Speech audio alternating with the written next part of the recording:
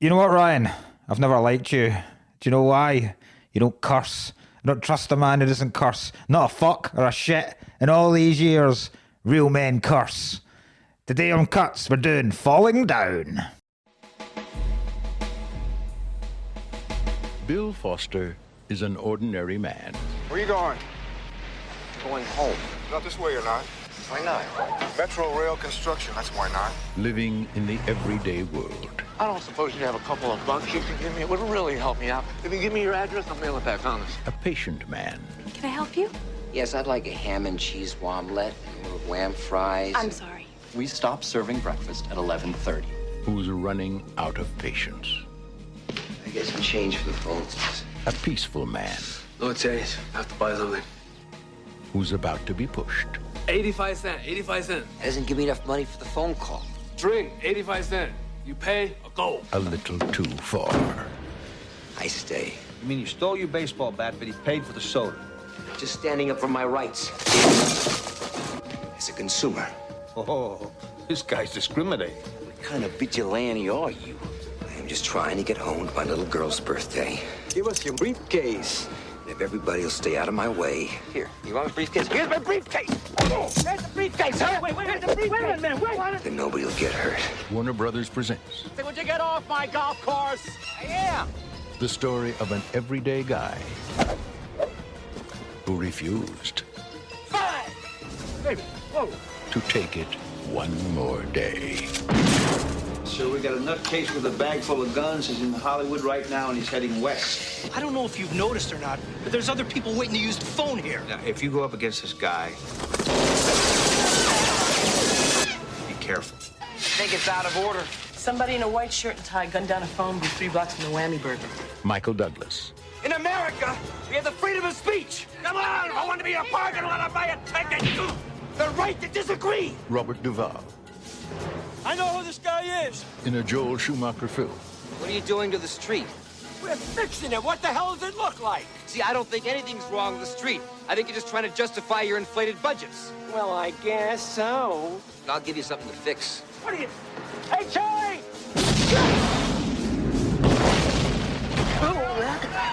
Falling Down. Let's call it a day. Come on. I'm the bad guy? A tale of urban reality.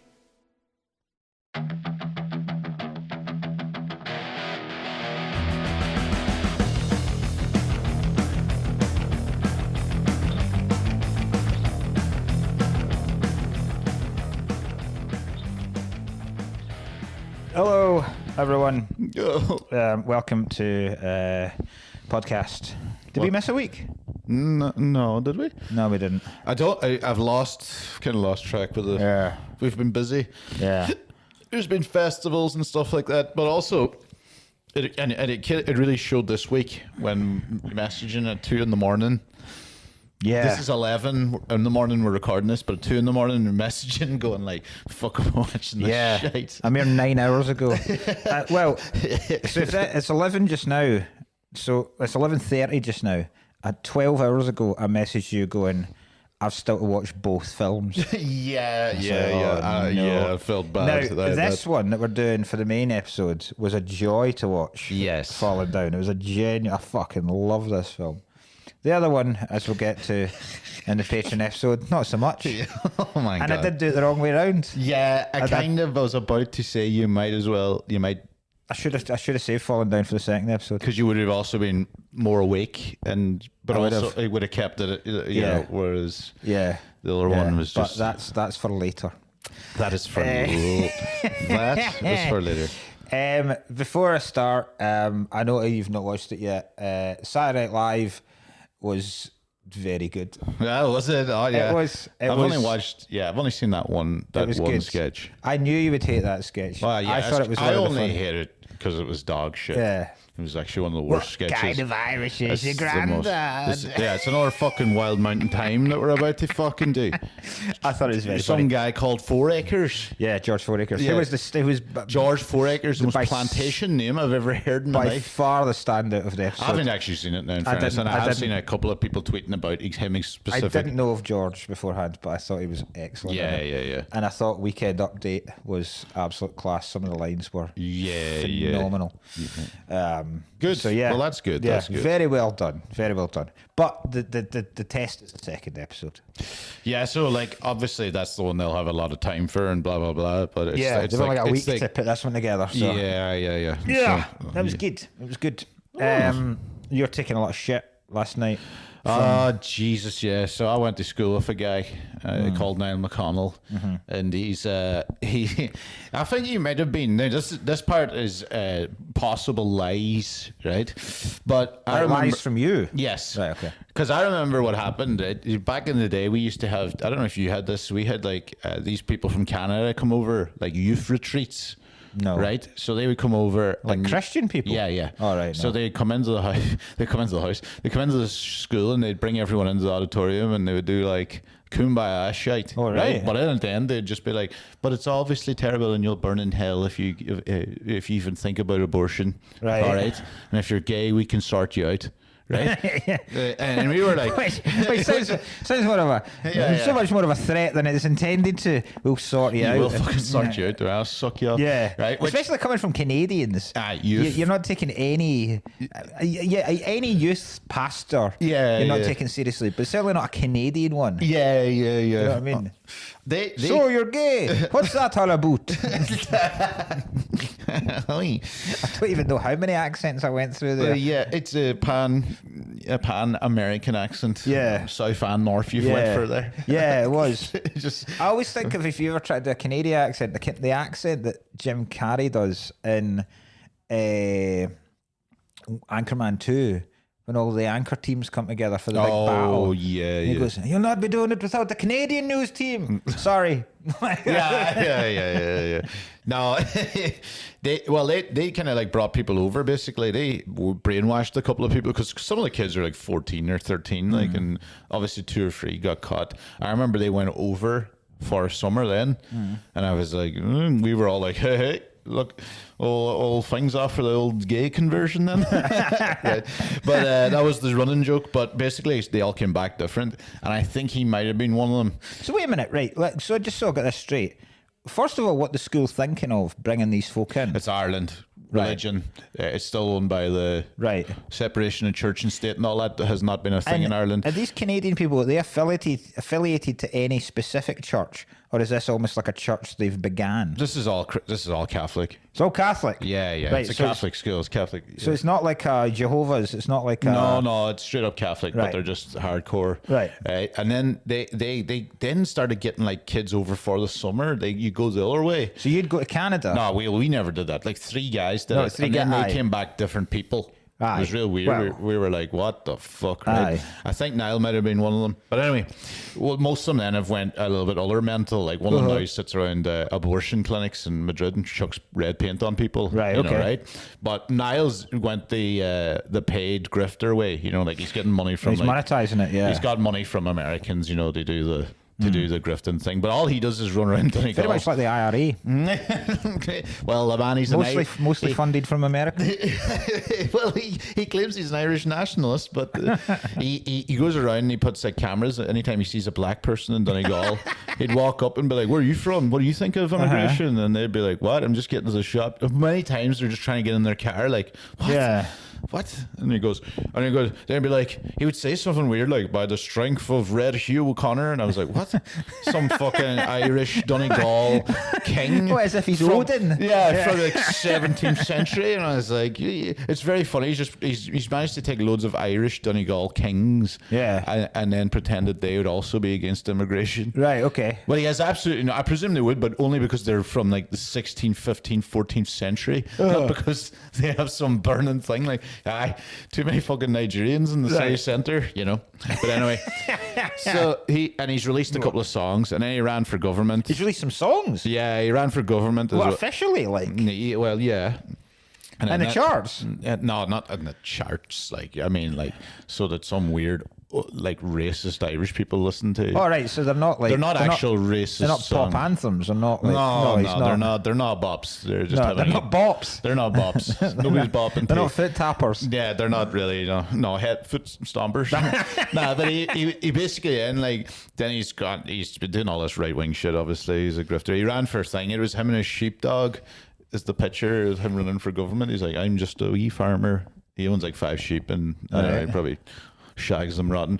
But anyway, I mean, I've done it a few times with him. I was like, I can't believe this fucking cunt, right? And he's been kicking off a little bit more now. He sells merch.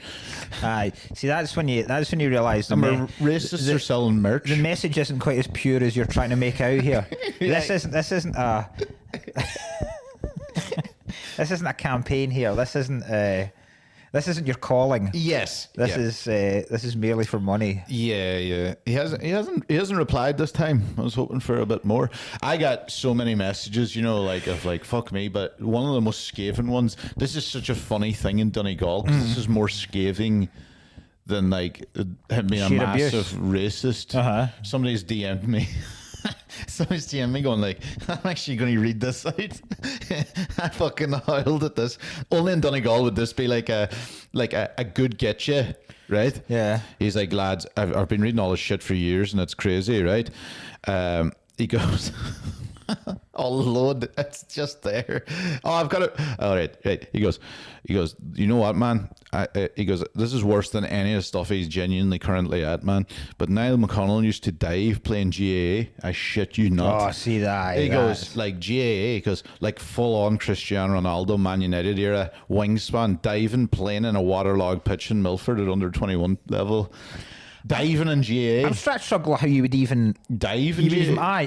How would you even make that even look? Because it's like in any way plausible. It's like diving in rugby. Yeah, you can't. Yeah, exactly. Yeah. You're just like, obviously he's went and pretended he's been hit high, maybe. And that's the only thing. But there's an actual picture of him.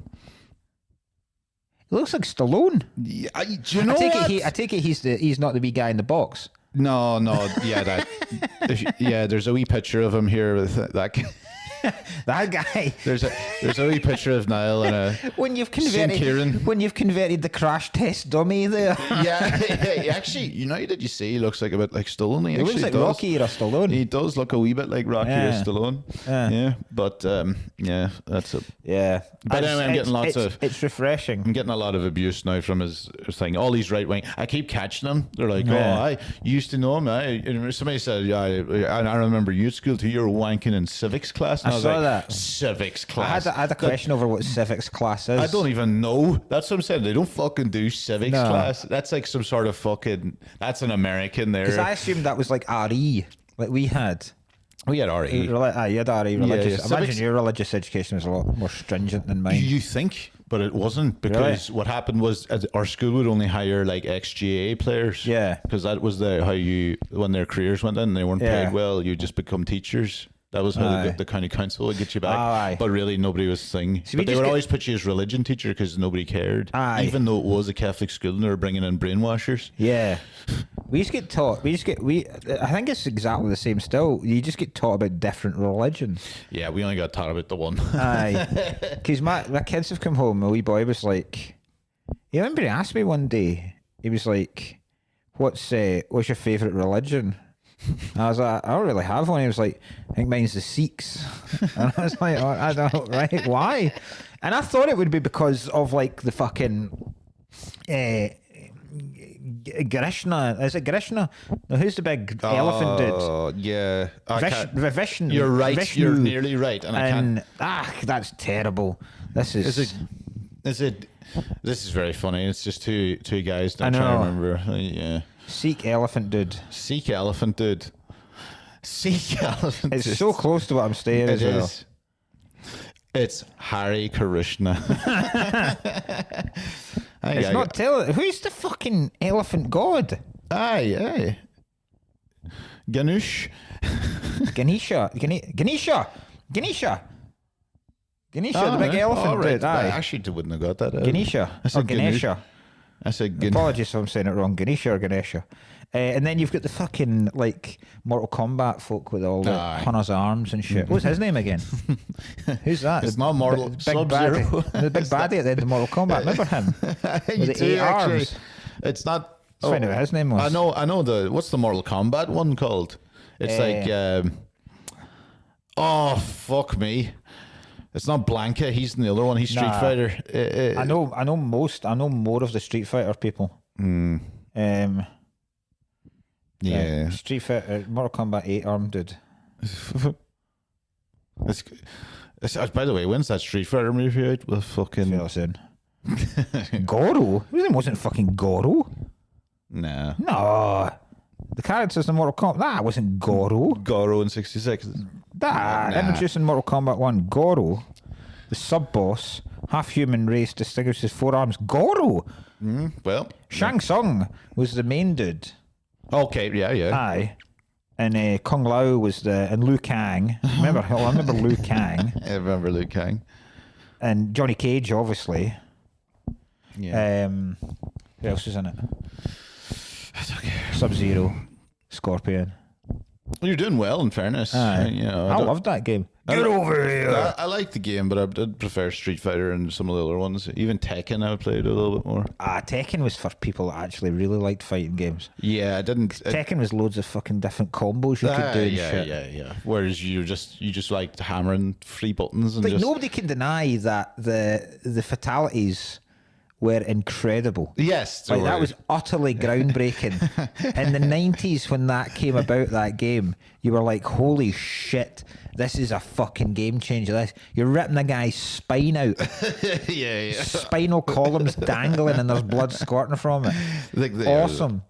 Like that was worth learning because it was in Street Fighter. It was never really, unless you really wanted to win the game. Not you wanted to win the fights, but you could win a fight anyway. You want to finish Chun-Li by just doing that fucking scissors kick thing, or like the fucking Big Eddie Honda, the 100-hand slap, and Dal Sim with his massive arms. Now you could win it with those moves. You didn't really need the combos. The big arms was great. That was class. Yeah. But to see, you had to see the fatalities. You had to learn the combos. Yeah, and it was well worth it. Yeah, that was the big properly payoff. worth it. That's when you're like, I have mastered this. Absolutely awesome. And then they made it work because they started to introduce babalities, where you turn your opponent into a baby. That was weird. And then they had animalities, where you became an animal and you would do some animal-based finishing move. Turning into a Finish baby. him. Turning into a baby is terrible. That was flawless victory. Yeah, dude. Fucking loved that game, man. I had a bit of a faux pas the last day. I thought it'd be funny, right? A friend got married, and the wedding pictures were up, and I thought it was because it's funny they put in one negative comment and a sea of nothing but nice. I just think it's really funny now. They just keep writing AI slop under people's AI slop under the two of them in the wedding picture. That's really good, aye. She messaged going, Ryan, please. Because she was like, she was pregnant as well, and we were putting in the thing like, you need to flush that fucking baby out for the love of fucking God. I was out in Leeds the weekend. I was down in Leeds Glee, and I went out with, if you know other podcasts, Sandro Ford is the Welsh guy that does "What are you drinking today?" Oh, yeah. Don't you? It's lovely. So I've been out drinking briefly with him before in Cardiff, but he was like we weren't gigging together, so this was a full weekend, and I was top 5 hangover I've ever had on the Saturday, I think. Oh no! Because it's been so long since I've had hammering it in. Actual sesh. Yeah, you've like been I'll go out for pints afterwards, but it's never like a pint and another drink. Yeah, and okay. every single round, the other drink was a triple vodka and lemonade. And after a while, triple vodkas just becomes like you're just downing them. Because you've lost all scent. You've lost water. It's just liquid. You've lost that whole kind of almost gag reflex where you go. Yeah. One of my vodka too. I don't fucking drink vodka anymore. Vodka's a great drink, it's man. Not. It really is. Fuck that. Vodka is due A resurgence. A renaissance it is. Because whiskey will always be there, right? Because whiskey's such a distinguished drink. Yeah, it's not great for a night out though. Whiskey's no, you don't want that. Like. Whiskey make you fighty or tired. And very expensive whiskey as well. Like if you want a decent whiskey, then you're not. Whereas, and you don't want to mask the taste. Like I'm not a whiskey drinker, but imagine if you enjoyed whiskey, you're not want to mask the taste with cheap farm foods lemonade. Yeah. Whereas that's the whole point. I would just be going like, just give me a Jameson or something. Very few people drink vodka for like nobody goes. Oh, it's a really.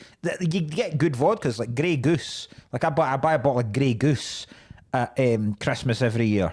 So I make shitloads of Bloody Marys over Christmas. So I was like, I want a nice vodka. Yeah. But Shitey Glen's vodka. Like very few people are drinking vodka for the taste. Aye.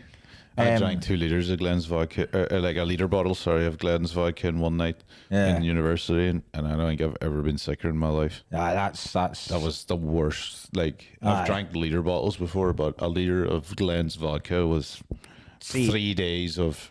But I think it deserves a resurgence. I think gin has taken over the vodka market. It has, yeah. Because the mere idea of even thinking of ordering a gin when I was at uni, no one would speak to you ever again. Yeah, I remember. Do you not remember? I remember exactly. It's a big day. It was a big time for me. It was Edinburgh Fringe 2018 when I had just moved here. That's when Milo and Sloss and Elliot, one day when I walked in, they're all drinking gin and tonics, and I was like, "Who bought you them?" And they were like, "What?" Like, as in, like, I thought it was part of someone's walking around with a tray. Yeah, and they were like, "No, we got it in the bar." And I go, "You ordered them?" And I was like, "This must be the work of Milo." It wasn't even Milo; it was like Sloss. But and Milo orders, remember, like a pint glass. Milo orders a double gin and a pint glass, and the whole pint is filled with tonic water. Yeah. I remember the homophobia I unleashed that day, and I'm not sorry for it. He's demanding, like that. That's like to have a specific way that you want your gin and tonic. Yeah, I refuse to buy him a drink. I'm like, no, you can literally go up and order that yourself. I've done that before when he's asked for one of those alcoholic waters. Fuck off. What, the White Claws? Fuck off, man. I refuse to pander to this shit because it will disappear as quickly as it's come about. Yeah. Right? I hate that shit. It's like, I'm going to fucking rant again when I get to Altitude next week about Aperol Spritz. No, nobody likes them. It's horrible. You don't like them. I don't. Admit it. You do not. They taste like toilet cleaner. There is no way anyone likes Aperol Spritz. No. You're showing it's like it's for a picture. That's why you're ordering the drink. Yeah. Just admit it. Get your stupid wee picture, post it up, get your 4 likes, get your dopamine hit, and fuck off. It is soapy. And throw yourself off the mountain. You slave to consumer shite. Have a fucking. You're in Austria, right? Yeah. You can order a pint up there, right? That is colder than you will ever get another pint, and it is class Austrian beer. Have that. Yeah. Because it's delicious, it's refreshing, it's an enjoyable drink. Rather than asking the fucking bar's janitor to squeeze out his fucking mop and put it in a wee martini glass and look at it like it's a fucking nuclear weapon. Put ice in the top so that you and all your pals can clink them together and create some wee video where it goes back and forward from you lot clinking. Fuck off. Hope you fuck it. Genuinely hope you die. Honestly. I see everyone that died in that Swiss fire. In that bar, I hope they were all drinking Aperol Spritz, and I hope it was the Aperol Spritz that made the place go up quicker and made their livers burn quicker. Yeah, I hope the Aperol Spritz was largely responsible for the spread of that fire. I was going to go, well, you all ready for Altitude? Vodka's a gentleman's drink. Well, it's definitely more than gin, isn't it? And I don't mind gin and tonic. I don't mind it, but it wouldn't be I wouldn't order one. It wouldn't be my choice because it's not. I wouldn't pay for one. I have two reasons I drink stuff: to refresh myself, and if I enjoy it. Okay. Right. Yeah. And gin doesn't. Or to no 3. Sorry. Well, I don't know, because I don't drink water enough, because I can't claim the refreshing. If I like the taste of something, which is why I'll tan milk and I'll drink Fanta or Coke, right? Right, like and it's nobody's business. Yeah, and some beers. Yeah. Right? Like, what's it called? Up in altitude, when you're up the mountain and you get the Jaeger thing. No, not the Jaeger thing. That's horrible as well. I'm getting a Jaeger. Jaeger's got a place, but I don't. No, a pint where it's like lemonade, and it's obviously like a big shandy. Okay. Oh, Radler. Yeah, a Radler. yeah. Lovely. Very refreshing. They are, yeah. Lovely. Very cold. Great if you've got a hangover, because it's just got enough beer in it that it will settle you. Yeah. And get that hair of the dog thing, but mostly refreshing. Yeah. Lovely. So I'll drink to enjoy myself, or I'll drink things to get pissed. And that was why I was drinking triple vodkas and lemonades. Purely to get pissed. I haven't even really registered, by the way, that we're going to altitude yet. No. I haven't even. It's so far away in my head. I've still got far too much to do this week. I've got to pack everything tonight. Oh, you've got. 'Cause I'm going to London tomorrow. Oh, that's right. I'm taking the majority of our stuff because Amy can't come down in the train with two kids. And everything we have. So I'm going to be wandering. Well, I'm not going to be wandering, but I'm going to have to check into some whatever shitty hotel I book for myself over the next 2 nights, with like a fucking huge suitcase full of ski gear and my own stuff for the weekend that I would normally take. Oh, Christ, where are you this weekend? The Comedy Store in London. Ah, great. Oh, well, that's a good. That'd be good fun. Yeah. No, I have to go to do you know what I'm doing this year for altitude, right? Because like I'm not snowboarding that much this year. Yeah. Fucking lungs are shite. Yeah. You know, in pieces, and half the time they're way ahead, and my fucking lungs just cannot keep up with the thing. I'm just absolutely fucked. I'm going to be like doing it once at that altitude. With that thinness of air, I can't. It was awful the last few times I've done it. Now, do you know what? That's just unfortunate, Ryan. I don't want you forcing yourself into it. I'll go down one day, snowboard, and get my thing, maybe 1-2 days max. But the rest of it, I'm going to be drinking. I don't do it because I'm shit at it. Well, yeah, I'm not too, but like, and I'm too old now to care or learn. I've never felt. Maybe the first year I was like, am I missing out? And then every year since I've gone, I'm not actually missing out that much. He's not at all. Because I'm quite enjoying myself. Like, it's quite like, as kind of like cynical as we are on this. That first time you're sitting on that balcony in the Alps, looking out the balcony that we're going to be doing the podcast on. Yeah. And when you look out and it's a sunny, it's like this blue, completely crystal clear blue skies, the sun shining, and then it's just snow, and there's a massive fucking mountain in front of you, and you're drinking a pint. You're like that. This is awesome. This is incredible. Oh, I'm going to be tanned for that podcast. By the way, do you know, like, did you do the sponsored ski wear? No. No, because we can't. Oh, that's right. We couldn't get it back in time. Can't get it back. Well, I'm wearing it, so it'll going to be like Absolute Cuts sponsored by Blanco until we say the N word or something. Excellent. Yes. I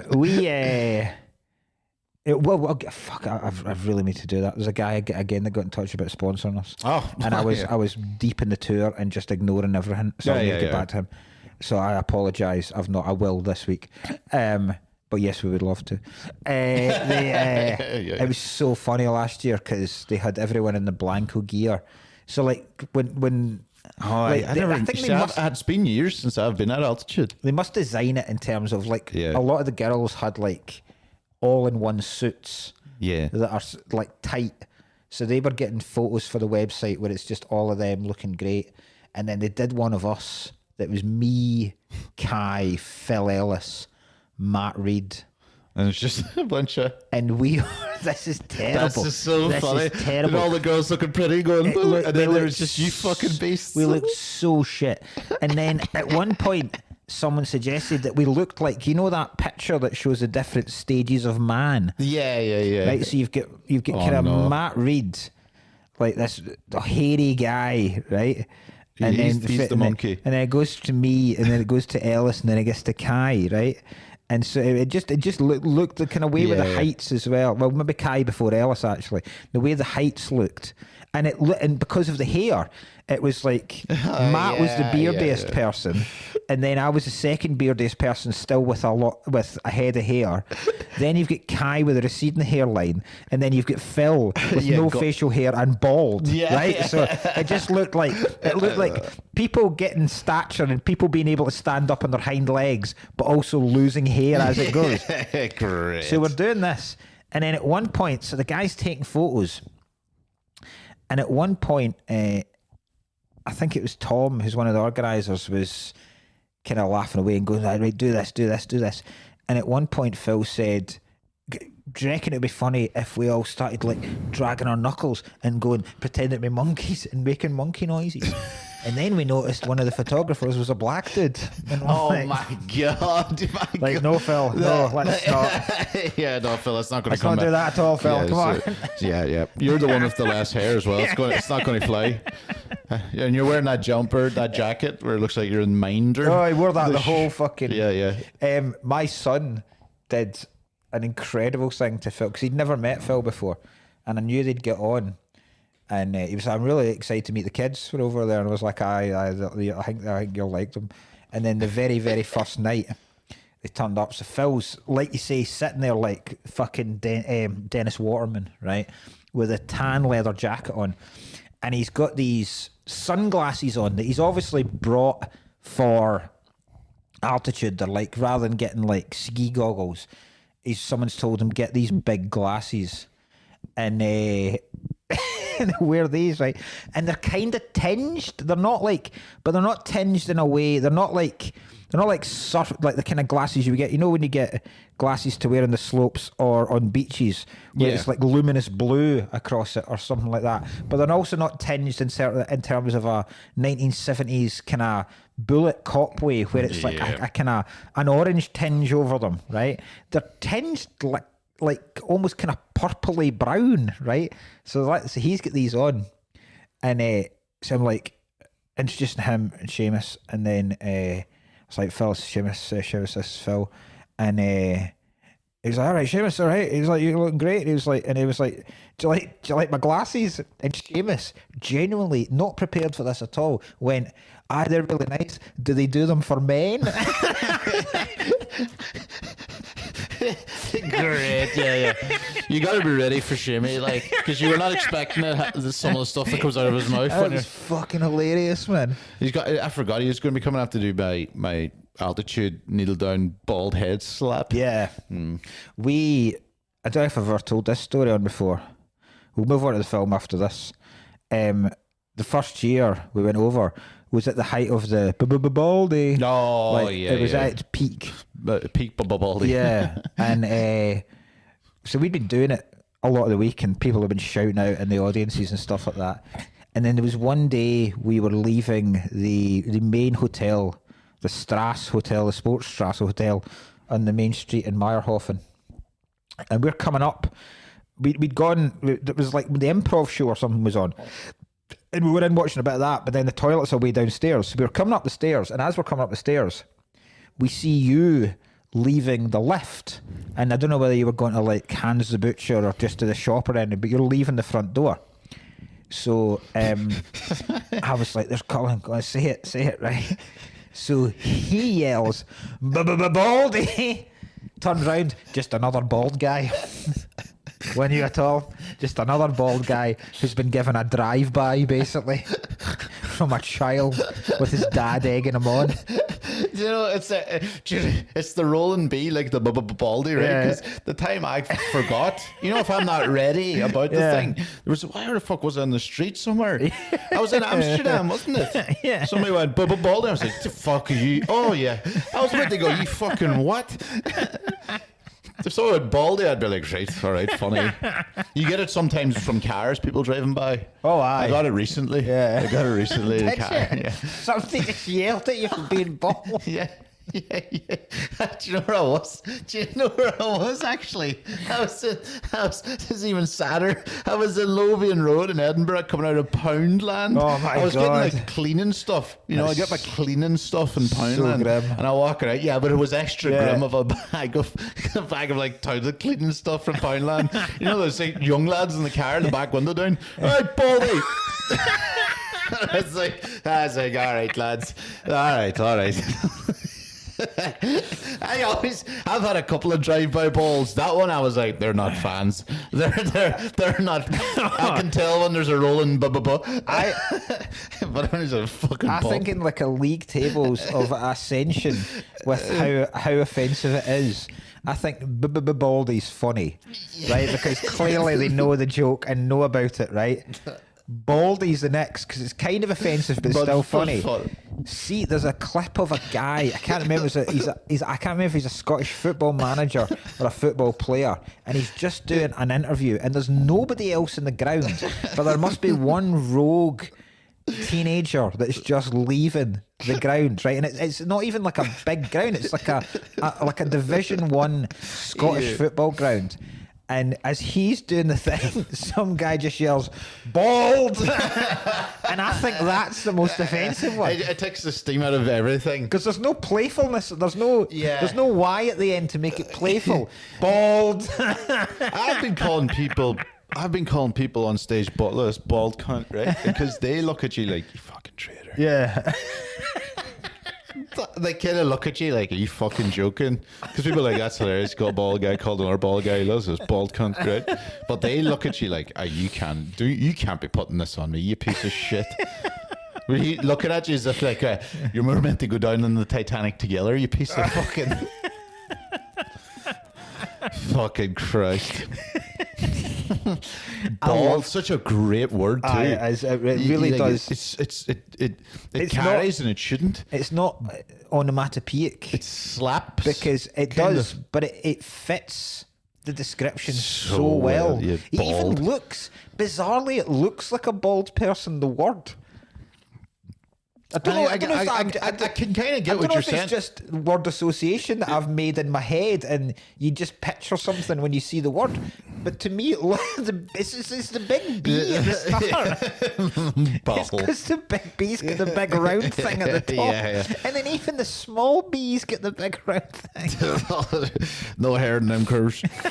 Oh God, that's so funny. Looking forward to it. Right. We did Falling Down today. This is our Robert Duvall tribute episode. Obviously died quite a while ago. Yes. Big fan of Duvall. Yeah, this is one where I think there should be a tribute episode. I felt this was the one you agree with. I agree that this was at the level of it, you know. Not like in 2 weeks' time when we do Pulp Fiction because the guy who played the Gimp died. No. That's shocking. Of all people to be remembered for Pulp Fiction, we're bringing out the Gimp. I the other day asked AI if there is a website that will update me and notify me immediately of celebrity deaths, and no such thing exists. Would that usually be? Now, before we get on to Falling Down, I think we should do a Chuck Norris film. No, I think we should, right? Because it would be very funny. Because they're all dog shit. Like, let me read you out. Look. I kind of get Chuck Norris more than a lot because he is an icon. Yes. So he's iconic. He is very iconic. So I would argue that he is more than like Van Der Beek. Yeah. And obviously the Gimp and thing and things like that. Yeah. But I fucking like this is nothing to do with him being a piece of shit in real life. Oh no. This is nothing to do with him being a piece of shit.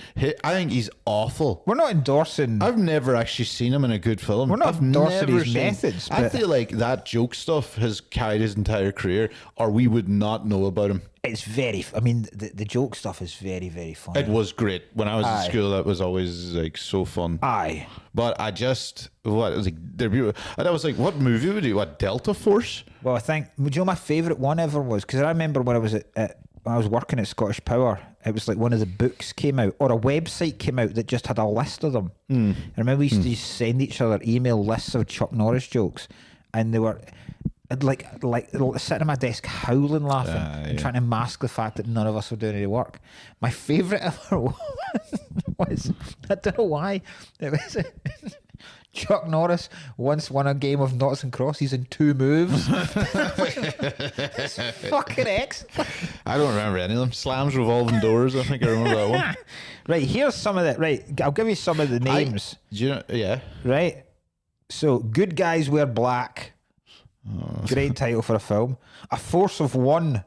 Right. An Eye for an Eye. Forced Vengeance. Lone Wolf McQuade. Lone Wolf McQuade. The sounds classic great. Missing in Action, and then Missing in Action 2, the beginning. Okay. Right. Invasion USA. Okay. Yes, I've heard of Invasion. Delta Force. Braddock, Missing in Action 3. Delta Force 2, The Colombian Connection. Jesus. I mean, we can't. I mean, we could do Expendables 2. He's in that. No. I think we should do either Delta Force or Invasion USA. Okay. I would say. I mean, look at the cover, for Christ's sake. He's just a massive Chuck Norris. Right, Who's look. bigger than the White House, holding 2 Uzis. Right. I guess we can do. Do you want to do that next week? Because it'll be close, and we've got a thing that might make sense. Okay. Right, so we'll do that in my choice. Right, okay. Because I came in here thinking Falling Down was my choice. You went, you got your movie for next week, and I went, actually, no, I thought this was it. Right, let me just read so you. we'll do a Chuck Norris movie, yeah. Right. I'm trying to find the basic premise of Invasion USA. Yeah. A one-man army comes to the rescue when the United States is invaded by communists. Well, there you go. I mean, come on. Well, we'll do Invasion Come USA. on. Well, then there you go. There's our next week's choice. Invasion USA. So here's the the names are so shit. The Colombian Connection. Right? Oh, amazing. Right. Invasion USA is next week's podcast.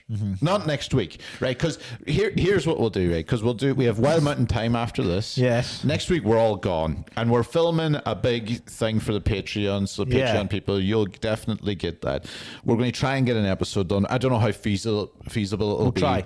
Well, about the thing, right? And if we don't, I'll release one of the older Patreons, a good episode for the main people, and that week you'll pretty much get it like 2 days late by the time we get it out.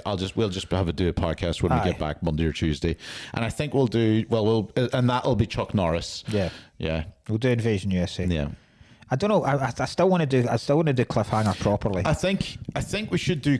Cliffhanger will come up in the next few weeks. Aye.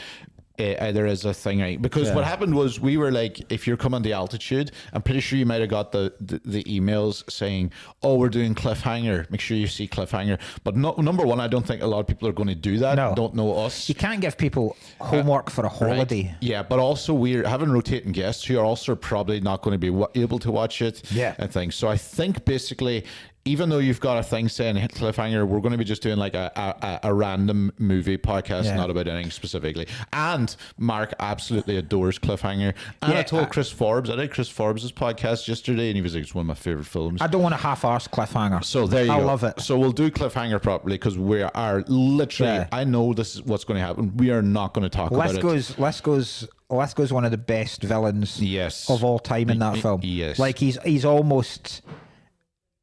He's not quite kind of Gruber, diehard Gruber level, but he's up there.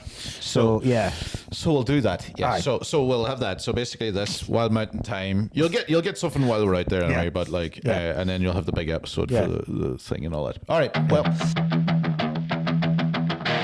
Hello, Cuts. This is just a little message to say that you can support our podcast by joining our Patreon for £2.50 a month. You'll get episodes a couple of days early, full access to our Discord, bonus episodes. We've got bonus movies on there where you can send also in your suggestions and be far, far too involved with the thing. So don't just be a cut, just be an absolute cut. Will you? But Falling Down is this one. I think this is a film that shows how good an actor Duvall really is, because he is so far removed from as usual for something like The Godfather. In this, so far removed. Right. That he's just. I think he's fucking brilliant in this. Yes, he is. I also think this is by far and away Michael Douglas's best ever performance. So I don't like Michael Douglas. Interesting. I never have. Why? I just never seen him in anything good. Really? Fatal Attraction? That's Basic Instinct? Fine. Wall Street? Don't remember that. Don't remember Wall Street? No, I don't even think I've seen Good it. at that. I don't know. He's a guy that I'm always just like, I kind of just knew him as like what he was Catherine Zeta-Jones. Catherine Zeta-Jones' That's all I husband, yeah. knew. It was Catherine Zeta-Jones' husband. Caught throat cancer from going down on her. Yes. Famously. Yeah. That's the Which, the Welsh muff does that. if you think about Catherine Zeta-Jones, worth it. Yeah, probably. I would You take throat. I would take throat cancer for the opportunity to go down on prime Catherine Zeta-Jones. Yes. How do you get throat? I don't even know how that works. Just transfers. Okay. Like it's like it jumps.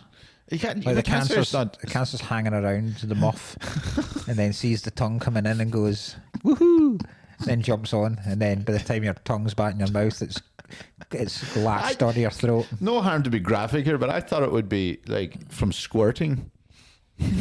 Maybe it is. Maybe I'm doing the man a disservice. Imagine if he's running around with his eyes like covered, and then she's like, you better get checked for cancer. I've got cancer of the eyes. God, it's everywhere. Jesus. Is this piss, Catherine? Is this piss?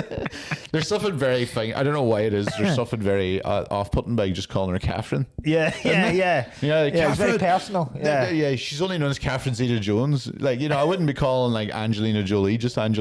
No, you wouldn't. Fancy we pint Angelina? No, it just seems wrong. You'd be like hello, Angelina Jolie. Footballers, you'll never use your full name. Yes. Yeah.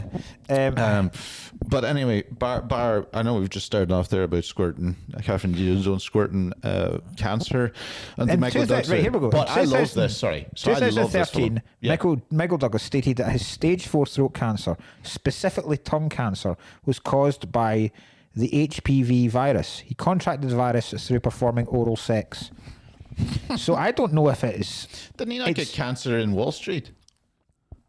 In the film? Yeah, I can't remember. I think he does. So wait, I think we can't really attribute this completely to Catherine Zeta-Jones.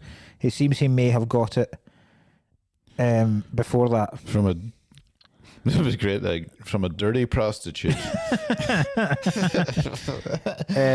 But yeah, he's completely. See, Catherine Zeta-Jones, like, can you please stop telling people that my fucking vagina has given you cancer? Yeah, absolutely adamant that that's how he got it. that would be the most fucked up Make-A-Wish. Still love the cancer kids queuing outside Catherine Zeta-Jones' house, going like, it's going to do nothing to us. One of the first people Michael Douglas I ever heard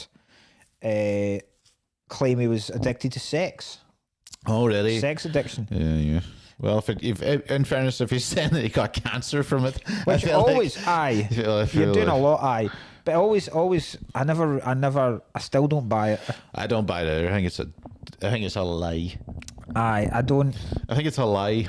I've never bought. I think it's an excuse. There's not so much a lie. It's more of an excuse. Yes. For being a mad shagger. I just feel like it's fine. You're a whore. Yeah. You don't have to pretend it's a syndrome. I also think it's one of those things that maybe I'm being completely naive on this. But I haven't heard of any women claim they are addicted to sex. That's true. Well, yeah. Well, like nymphomaniacs, but yes. I've never ever. But I've never met one. Certainly never heard of a woman celebrity, high profile celebrity, coming out to say she has a real problem with sex addiction. Your mother's it's always been. My mum.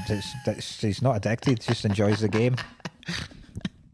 She's a saint. She just lives for the love of the game. Yeah. Could stop at any time she wants, but doesn't want to. Though. Yeah, that's right. So it's not an addiction. She's just all right. Yeah. Yeah, sex addiction. What's the treatment either? Just have a wank and shut up. I don't know. Imagine just abstinence. Yeah, it's not really. That's not going to work, is it? It's go cold turkey from shagging. Common treatment approaches: cognitive behavioural therapy, waste of time, which is used to identify triggers. Specialised counselling. That sounds very bad. Where I just cut CBT's waste of time. I hated it. Yeah, so I wasn't a fan. I was a fan for a bit, but total waste of time. I felt. This is an interesting one. Group meetings for Shaggers Anonymous. Now that's but they all just fuck. Yeah, but that's like they probably would. the guy's 5 minutes late. That's holding court there. You know, like he's parking. Like, fuck, I hope these guys are eating the donuts. But then, or the coffee's all right. He walks in. It's just 20 guys thumping it into each other. So Michael weird. Douglas in the middle. Woo! Because surely they've got to tell stories like alcoholics and drug addicts do. Because so, like, if you were sitting at the back of your first Shaggers Anonymous meeting and somebody's coming up with some tale about how they had a threesome with 3 ice dancers in Vegas, do you think, I don't know what the protocol here is. It cool if I rip the heat off it at the back here? Because this is chubbing me up something fierce to be honest. I'm a sex addict, for Christ's sake, and all I'm hearing is porn. Is that? This seems counterproductive, to be honest. Just got off work. Picked up 2 prostitutes every day for 2 weeks. I can really imagine the stories. Yeah. Oh, fuck me. But they give you a condom tied. You know, instead of like the wee coins you get with Alcoholics Anonymous. I wonder if there is. They do get the wee coin, and you never see. See, that's the thing. You often see people. You can't give them a coin. They'll just go and buy a prostitute with it. And I've seen comedians and people I know that have put up anniversaries and gone, right, that's me reached this day 3 years ago, that's me 3 years sober, and people are like, well done, man, well done. I've never ever seen someone come on and gone, right, that's me 3 years since I last got my hole. Stayed off it since. The temptation's there every day. Honestly, honest to God, I'll walk past a strip club and I'm like, oh my God. What would one wee dance hurt? Do you think it's just like? Do you think it's gonna be something like Caesar, like you know, like you're like stay away from bars or something, right? If you're watching like Basic Instinct, right? You're sitting there, like the wife sits there and goes, "Oh no, the scene," and she flips out and he's just like, "What you do when you've got kids?" Fast forward and on. Fuck, where's the remote? The battery's fall at the back. And he's turning around and he's just like, oh, just pulling it. He's already tugging, and he just breaks out the window and runs to the neighbours. See how alcoholics can now have non-alcoholic beers? Do you think the equivalent for sex addicts just an ugly bastard? What, they make your wife uglier? They force your wife to be uglier? For the love of God, no low-cut top stuff. Just some woman. You're going to have to... Some good-looking woman horsing into some fucking troll of a man. What the hell are you shagging him for? Sex addict. I'm trying to wean myself. Wean yourself off. Some of them are good. Some of them are bad. Some of them taste like the real thing. Honestly, sometimes you genuinely feel like you're shagging a normal person. Do you think that's what they're doing? They're searching like a good. You're trying to say like a good-looking person that's a sex addict woman is Googling like, I need micro-cocked lads in my area. I just need them to not please me for the love of God. Like going into bars, like, please, for the love of God. This guy's like, you know, like some guys like, I wouldn't last a second with you. He's like, oh my God, perfect. Do you stink? I need really smelly loser men. So women are turning up at games workshops like heroin addicts turn up to get their methadone. Just a big queue of hot women outside a games workshop or a CEX. Margot Robbie bursting in the doors of a Warhammer. Hello, boys. And they're like, what are you doing here? And they go, I'm going cold turkey. You put that copy of Elder Scrolls 4 down and hop on, sunshine. Yeah. Listen, I've got 30 minutes. I've got 30 minutes. I've just got 30 seconds. Yeah. The first thing I love about this film, Douglas's haircut is phenomenal. I fucking love it. I was trying to work out how you actually get that haircut. And yes, I do love him in this as well. Yeah, do you have to have the head shape and that type of hair? You must have a certain type of hair that's so straight that because it's not like it's not a crew cut. It's not like you would get for the Close, army, but it's not. But it's a certain guard on the razor that it must just take it. It must take it to the point where it stands up enough, but the hair's not got enough weight to start flopping down again. That's it. So it just stands to attention the whole time. It's phenomenal. He uses a lot of Dax, a lot of red Dax being combed and through it. yeah. I mean, it's incredible hair. I don't think it doesn't look gelled or anything. It's just, very funny. Do you know what I found out? Right, there's only two bits. Maybe I found out for this. One of them's fascinating. It's not this one, but the two bits I had. It's not this one. Do you know Homer's nemesis in The Simpsons, Frank Grimes? Yes. He's based on that defense. That makes dressed exactly the same if you think about him. Makes so much He's sense. got the horn-rimmed glasses. He's got the white short sleeves, white shirt on with the 3 pens in the pocket. Sorry, my jeans got caught there. I just did a front kick. Kind of freaked people out there. Like, what was he doing? It was caught. I was like this, and it was caught in my knee, and I had to. Cullen's getting on Chuck Norris week a bit too early. Invasion Ireland. This is the good fact, right? So this was released in 1992 and filmed in 1992 to promote the release of Baby Got Back. Right, Sir Mix-a-Lot sent a giant inflatable arse around the country in 1992. The same month this film began filming in LA. You can see the arse making a cameo about 3 times in this film. Fuck off. Because the arse was so big, I've never they couldn't get rid saw of it. I'm going to go back and look for it. I've never noticed it. Just a big, massive Sir Mix-a-Lot Baby Got Back arse that so appears great. in this film loads. That's so Sir Mix-a-Lot. That's actually one of the funniest, most bizarre facts we've had in a movie. It's really good. So far, that's fucking excellent. Really good.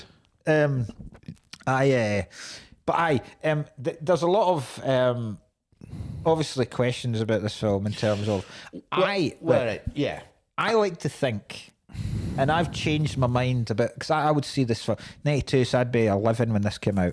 I think I saw it around about 14 or something like that. And at that time, you just enjoy the violence and it's funny.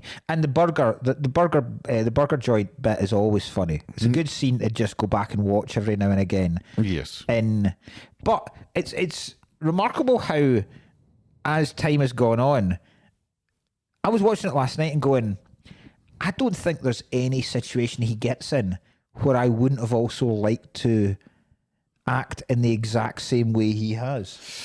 Well, right. So, what I think is best about this film is the way it's written, because you could easily fall like the whole start of it. You're kind of rooting him on, right? Because what's happening is it seems like a guy that's just had enough. Yeah. And I think that would have been a way to do it and all that type of way. I think it's excellent when it slowly becomes this guy's a psychopath already. I disagree. I don't think he is. I think he's a total psychopath. I think he is. I think he's a total psychopath. As soon as you see the fear when he says he's coming back, you're like, right. So this is actually more about thing, because at the start it looks like he's just cracking, and you're kind of going with him. Yeah. Right. There's a lot of the things you totally agree with, right? That he does, but then there's 2 or 3 I don't agree with. He doesn't ever. It's made very, very clear that he doesn't ever physically abuse either the mother or the daughter. Yes, she's I know that. very pointed about saying that. Yeah. She's also pointed about the fact that she never really agreed. She thought that the restraining order was harsh. Yeah. But it was the judge making an example of him. Yeah. So that's why I go. And I know it's made to give that ambiguity of the home video and the bit where he's like that. Look, just put her on the horse till I get the video. See, if you're a dad, you can empathise with that situation. I've been there when you've bought a kid a fucking present that they've wanted, and suddenly they're completely disinterested, and you're like that. Fucking play with it. Fucking play with it. Yes. You piece of shit. Play with it. Yeah. I'm not excusing it, but I'm saying that absolutely. Yeah. the car There was so many times where I've been in that was amazing. A traffic jam where I've wanted to just ditch the car. That was so funny. Yeah, I love that. Like such a fucking never in that kind of heat. Very, very well filmed, especially to have it while the credits are coming up. Yeah, it's just a slow build while the credits are coming up. Yeah, it's so well. It's what's good brilliant about it is Perfect everyone's start. losing their minds. Every single person's losing their mind in the traffic jam. You can feel the heat. It's horrible. The way. Because I forgot this was Joel Schumacher that made this. Aye, cocaine. No, that's Joe Silver. I'm thinking. That's Joel Silver, yeah. Schumacher. So So Schumacher did Batman Forever, and aye. Yeah. He did. Joel Schumacher likes to gay things up a bit. And explain. A lot of his things are really gay. A lot of his movies are like Batman Forever. Is he not doing the Mr. Freeze one?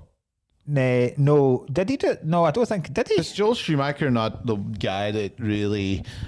Look, I'm not being homophobic. I'm trying to say he gays up a lot of things. Right. It's a lot of pageantry. This is Schumacher, right? This is not like listen. his. He Right. did do Batman and Robin. I didn't realise he'd done the four as well. Yeah, he does things like that. Like, Look, I mean, this is it's like a lot of pageantry in his movies compared to this one. Like, it's a good So St Elmo's Fire, then Lost Boys, okay, then Flatliners, Falling Down, The Client, Batman Forever, A Time to Kill, which is excellent, 8mm, Phone Booth.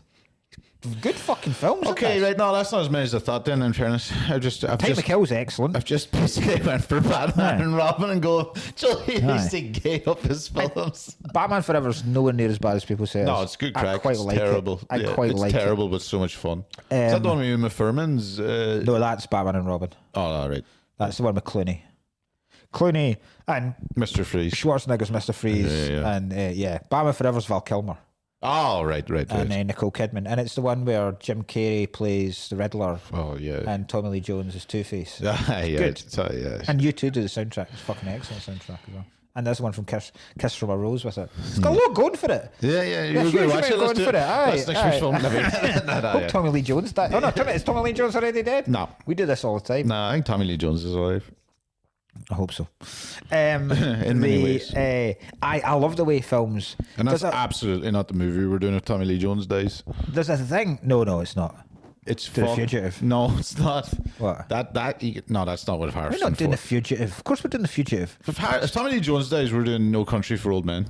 Oh, that's fair enough. That's fair enough, actually. And it's slightly better, and that's it. Right, that's fair enough. I do like The Fugitive. Fugitive's excellent. Won an Oscar for The Fugitive. Do you know, I feel like that Fugitive's more of a his movie too, though, isn't it? Well, no, but he's is he not the narrator in Yeah, he's the No Country? he's the guy. He's the way through it. Aye. He's following them. Aye. You know. So The Phantom Sugar dies. aye. If Javier Bardem dies, we're doing Skyfall. But and if Josh Brolin dies, we're doing Endgame.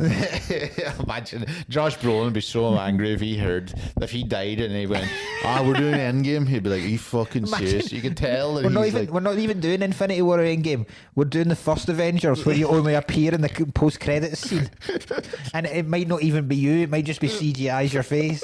Fuck's sake. That's what we're doing. That's what we're doing, Josh. Oh God.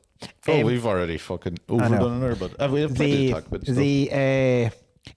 I love LA films like this. See, two things I'll say about this. I love this, and Training Day's got a bit about it. End of Watch has got a bit of a day about it. See the weather where it's not even, the sky's never blue because of the smog, but the whole place just looks orange the whole time. It's got this hue to it, and it doesn't realise and that I've never been, so it's that's class to find out that it's just like that in real life. It's like dead heat, right? Yeah. It's like a lot of dead heat, and you know what I noticed about LA is like everything's the exact same size. Yeah. There's no real. It's horrible. It's what haze. Because I did this. I also studied LA in geography, right? Because you do like geoplanning and stuff, right?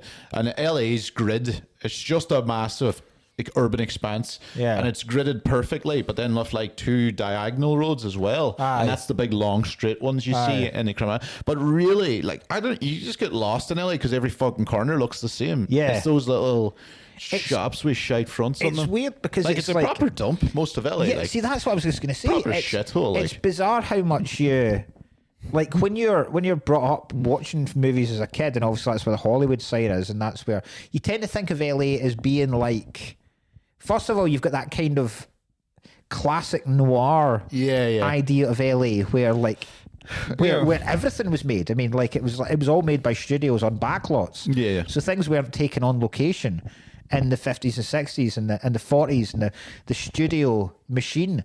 So you think of that as being like, and then you find out Beverly Hills and stuff like that, and then Pretty Woman, and you go like Sunset Boulevard and all that kind of stuff. So you expect LA to be this incredibly glamorous place. And from what I understand, there are a couple of those places. Of course, yeah. But the rest of it is a fucking it's hellhole. I really enjoyed my time there, but it is a shithole. Yeah. There's no doubt. Like Skid Row was one of the most like fucked up places I've ever seen. Yeah. Where that's just like right in the middle of LA, big massive shanty town with like just hundreds of homeless people pushing like trolleys full of shit. Yeah. In the movie shouting, and I was like, what the fuck? I didn't think this again. Much like a typical America, I was like, didn't actually think. I thought you were hamming this up. Basically, where everywhere he walks. In this, just like home. Yeah. You're looking at it, so you've got like, see, because it's so massive, it's made up of over 200 neighborhoods, right? So you've got Malibu, which seems so far away from South Central LA, where Compton in LA. I don't know. I think so. Is it? I think so. If I'm going straight out of Compton, yes, it's just purely going by straight out of Compton, and most of them being from there. Aye, it's Compton's a city. Oh, is it? In southern Los Angeles County, so it's in the county, right? So LA made up with Malibu and Venice Beach. Venice Beach is the fucking weird one. Aye. And the most Venice Beach guy in the world turns up in this. You see the guy on the pier at the end? Yeah. Like there's a guy in the pier in the background in this movie with like, like roller skates, topless, and like long Thor hair and like a pink, pink just tight shorts. Like fuck me. And then you've also got, you got Bel Air and Beverly Hills. Yeah. And obviously again with like Prince of Bel Air, that's made to seem like this is the most affluent place you'll ever imagine in America. Yeah. Bel Air.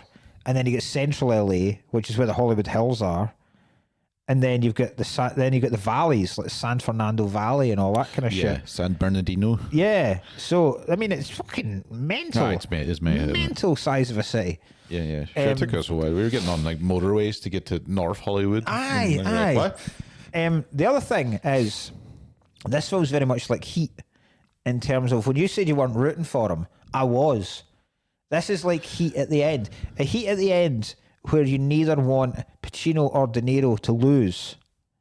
Right? You're desperate for Neil McCauley to get away. Yes. Right? In this way, I would have been quite happy. I would have been happy too. Duval had holstered his gun and went, on your way. If he'd gone, I get it, on your way. That'd be great. You know what? Go on ahead, sir. Aye. Everybody's like, he killed the guy. Yeah. Well, he didn't really kill a guy, but he does kill him. He does kill him. Definitely kills who him. cares about that? Think he wait, I'm assuming he dies. Oh, he does. They say it. Sure. Die for the fall. What? He'll die for the fall anyway. Oh, I meant like he killed a guy. Yeah, as well as that. I'm just meaning does he kill Douglas at the end? Yeah, he does. Yeah, he does. Yeah. He's floating, sure. First down as well. Aye. No, it's quite funny because I have, much like you said, the thing a couple of times. When I watched it this time, I had a different kind of thing about it. But I do love this film. I've watched it so many times. What's his name? Is it Bill Foster? Is that his name in it? What? Because Duval? Defense. Oh, I don't know why. Something like that. Duval's name's Prendergast. One of those great American names. So basically, we had. There was a fucking like. I enjoyed the fact that I actually enjoyed more this time that it was like given in the bits he had a bit of thing. I wasn't rooting for him, right? Because I think they purposely put in the guy's horrible in that first shot, but like obviously he's completely in the wrong the whole way through it. Is he? He is. I also find it incredible that he was being so racist to everybody and then was surprised that a neo-Nazi got unfriends with him. But then he turns on the neo-Nazi. He does. He hates the neo-Nazi. So he hates the neo-Nazi. Yeah. And at no point... It's fun. That's what I'm saying. It's good writing. At no point is... He's like, I'm not like you piece of shit. At no point is Douglas racist.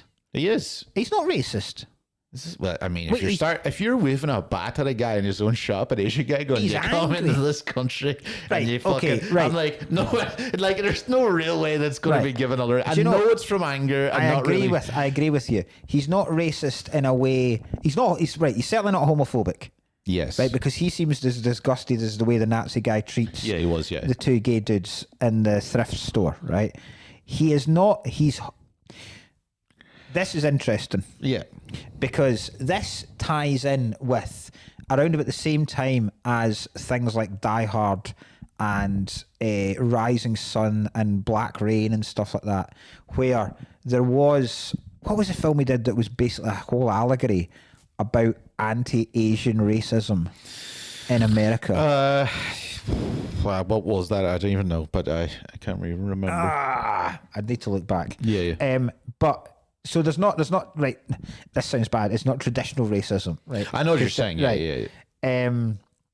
But that all came from the fear of basically all industry. Yes. Being taken away. Yeah, it's pretty much what's happening now in a different scale. The reason that I think he is so worried about it is because he's in an industry because he basically makes missiles for the US military.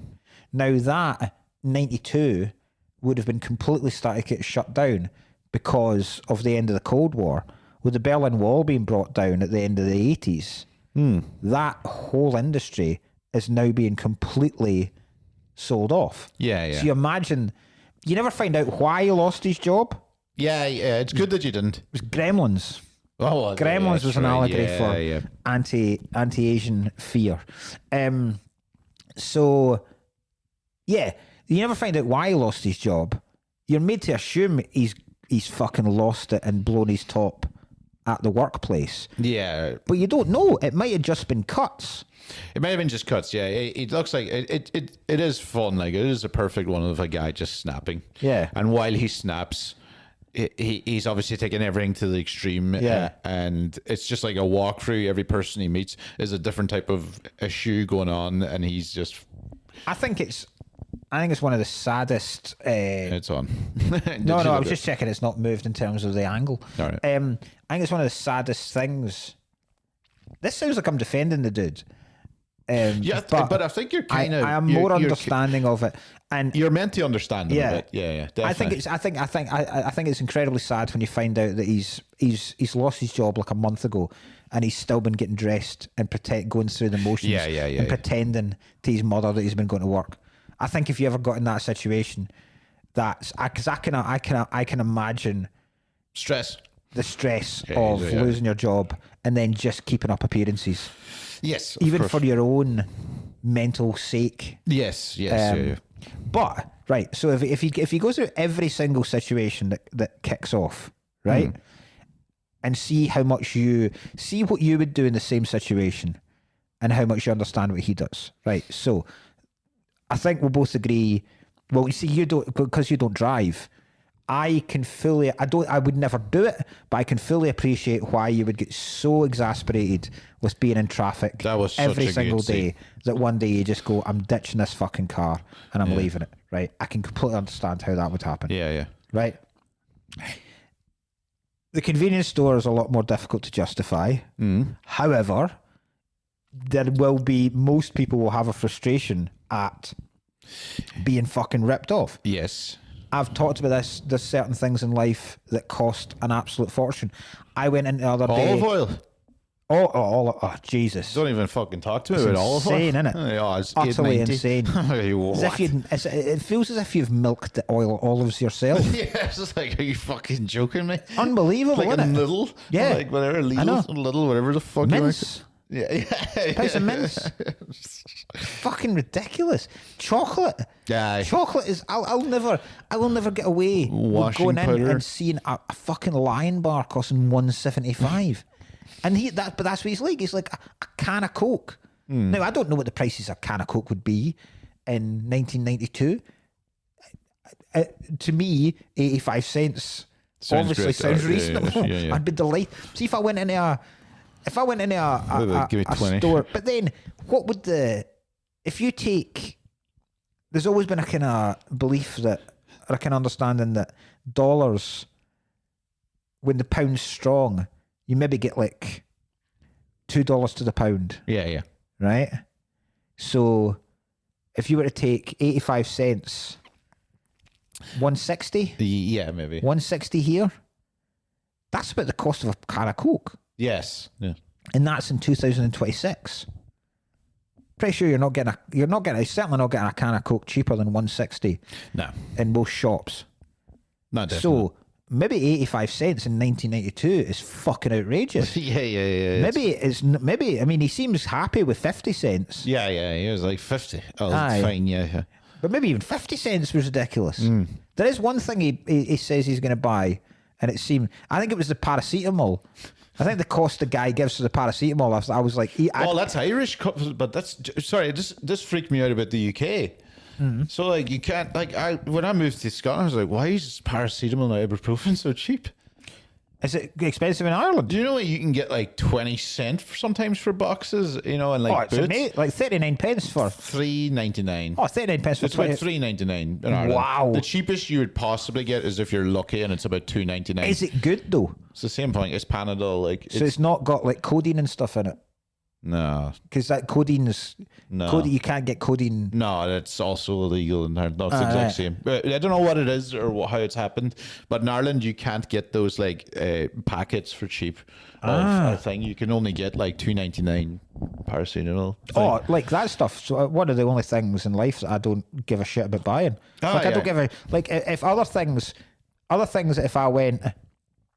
Like, if the kids will go... Oh, we've not got aspirin or we've not got paracetamol in, I'll just buy some more.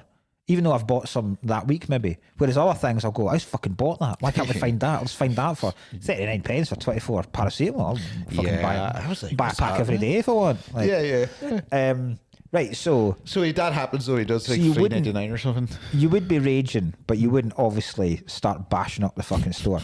And I think... Far be it from me again to defend the guy. The Korean dude starts it. Hey, Korean dude is obviously he's a horrible bastard. He's angry, right? There was no obviously. He's been rude. Yeah. Obviously, no need to mock the guy's accent.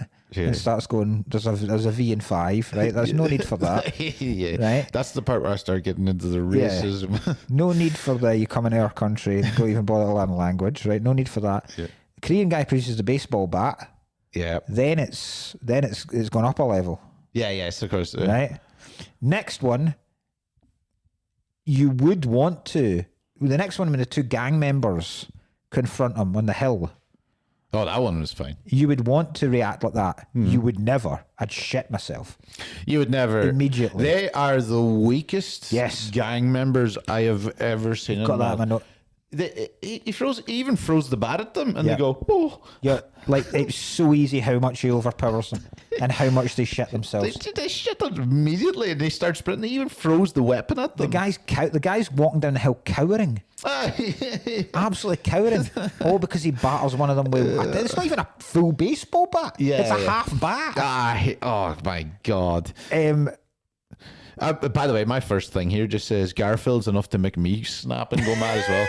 I cannot tell you how much I hate Garfield. Do you like Garfield? Yeah, I do. I hope that I have a serious hatred of Garfield. I used to read Garfield. Everything about him. I hope he dies. I hope everything. There's a great Garfield cartoon strip that our friend Richard Massara puts up every single year, and it's one where the basic joke is that John, Garfield's owner, drinks the dog's spunk. Like, I can't remember the exact way the joke works out, but he comes down in the morning, tans what he thinks is like a protein shake been made, and then someone comes in and says, oh, that was the dog's sample. So he's just drunk the dog's spunk. I'm pretty sure it's the dog. I don't think Odie. Odie or Opie? Odie is a dog. I don't mind Garfield at all. I fucking hope he does. The next scene where... By the way, no, them guys in the thing, one more thing I have to... Just a simple observation. God, switchblades are pathetic. Oh. I never figured it. I'm like, I look at that thing and I go, every time I'm like, what is the little dance? That immediately loses... They're all like... if you've got to do some kind of baton twirling procession before you get your weapon out, I'm like, nah. I don't even. In my head, I'm like, I don't even think that's going to kill me because it's not so cool. sad. Flick knife, cool. Sure. Yes. Yes. A little bit of that, but this. Do you ever get a flick? Oh, I realise I'm asking you this. Do you ever get a flick comb when you were young? A flick comb? No. Flick comb. So like it's shaped like a knife. I don't know. I know exactly what it is. Yes, it is. You clip the thing. Press the button. It goes. I did. Yes, we had one. I was fascinated with it. Normally, like get them. You find them in some kind of seaside beach shop on holiday. Yeah. And then you'd all come back to school with them, pretend to be fucking Charles Bronson in Death Wish, fucking shanking each other in the I thought you were going to say, when you said you were going to shank, I actually thought you were about to say, I thought you were about to go like the bell rings. Oh, guess time for maths. like in fucking Goodfellas where they're only touching their hair. They're only what the T-birds do in Greece before they attend anything. Yeah, fuck's sake. Next bit where they shoot up the place. Yeah. Obviously, you're reacting like that. Like the fact that they try and do a drive-by on them. Well, that was insane. And then you yes, these guys went really much cowered in fear, ran away, and then went, "Do you know what? Let's shoot up the street." Why if they've got an entire gym bag full of guns? Did neither of them have a gun on them that time? Aye. Why is all the guns Mind being you kept in the wouldn't car? always be carrying them, I suppose, but then they have a gym bag all in one go. I reckon if you're in a Latino LA gang, you're always strapping, and you've got at least softens there in the yeah. What would you? Here's a question. Would you, if you were required to carry a gun all the time, would you go tucked in the belt at the back? Here's your three options. Okay. Tucked in the belt at the back, right? No. Strapped to your leg underneath your trousers leg, right? Or Dirty Harry holster through the two shoulders so you can in my head leg. Leg? Because I know I'm going to shoot myself in any other possibility. I feel like that's the best way to be shot. Leg seems mental. Well, I mean, I'm not sticking in my holster. Seems too difficult to get to. Yeah, but I don't. I'm not saying yeah, but no, I don't know about the holster. Definitely not doing the fucking. Ideally, I suppose it would be this one because in my head I was like, when you said thing, I was like, obviously black duster and a sawn-off shotgun. That would be just in there. Aye. The easiest one to get to is tucked in the belt. Yeah. Well, that's the easiest one. But that also. I couldn't do that. I will blow my arse off. That's what I thought. Yeah. I don't even have one. And I'm going to blow it clean out. The amount of things I can't even. I mean, about fucking 9 times already I've forgotten a word. I couldn't even name fucking Hans Gruber earlier on. Oh, right, you had to remind me, right? I would forget to put the safety on a firearm every day, and I'd blow my ankle off. Yeah, I'd go over a speed bump, and I'd shoot myself up the arse. I would.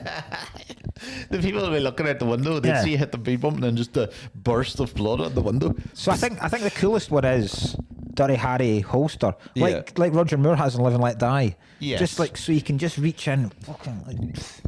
Which looks cool as well. Which one is the Roger Moore one? That is Moonraker, isn't he? When he shoots the guy up in the.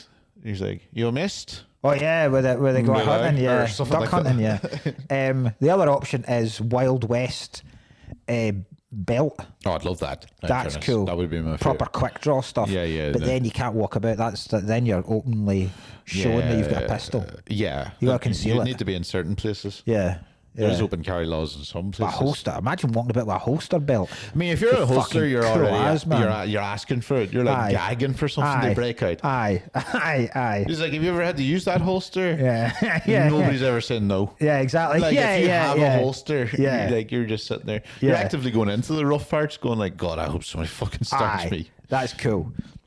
Then you quick draw and get your shit rocked. Is next the whammy burger? Which one shouts first of all before you start the whammy burger that we're all dying of AIDS? He's like, is it? Yeah, remember he said, was it him not shouting? He's like, we're all dying of AIDS. Was that no? That's the Nazi, wasn't it? Sorry. He goes, he starts shouting. He goes like this. In my head, he went, we're all dying of AIDS, and I laughed at that because I was like, what do you mean we? Yeah. Because that doesn't, because he's not African. No. So it implies he's gay. Yeah. I get homophobic tones from the Nazi shop owner. Oh, yeah. He's far too in his ear when he's talking about him getting bummed in prison when he gets sent to prison. Yeah, I think they are giving There's a bit of some real homoerotic overtones in that whole There's scene. a lot of that, though. There's a big thing in Nazism about that. I imagine there's a lot of closeted... Yeah. Yeah. There's a lot of urges that are being strangled down within. A lot of leather, like. There is a lot of leather.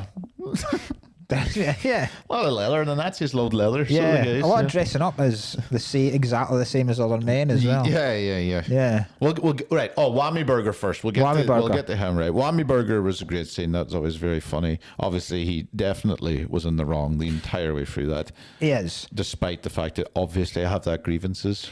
This is the one I don't have. I've never. I do get the grievance when he gets the burger in the end and it looks nothing like the picture. Sure, yeah. I've been in McDonald's and got a sorry looking flat, tepid, fucking flimsy, looks like a shoe burger. Right? I've got some of them. I don't, because I'm not a huge fan of like burger places breakfasts. Yeah.